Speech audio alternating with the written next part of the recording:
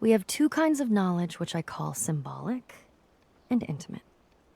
I do not know whether it would be correct to say that reasoning is only applicable to symbolic knowledge, but the more customary forms of reasoning have been developed for symbolic knowledge only.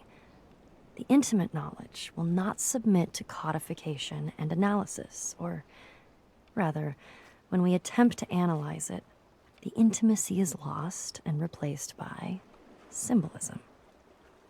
For an illustration, let us consider humor. I suppose that humor can be analyzed to some extent and the essential ingredients of the different kinds of wit classified. Suppose that we are offered an alleged joke. We subject it to scientific analysis as we would a chemical salt of doubtful nature, and perhaps after careful consideration, we are able to confirm that it really and truly is a joke. Logically, I suppose, our next procedure would be to laugh. But it may certainly be predicted that as the result of this scrutiny, we shall have lost all inclination we ever had to laugh at it. It simply does not do to expose the workings of a joke.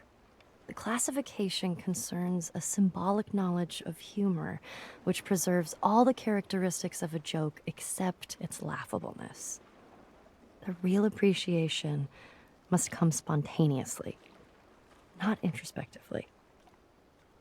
I think this is a not unfair analogy for our mystical feeling for nature, and I would venture even to apply it to our mystical experience of God. There are some to whom the sense of a divine presence irradiating the soul is one of the most obvious things of experience.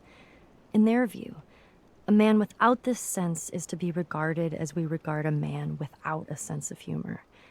The absence as a kind of mental deficiency.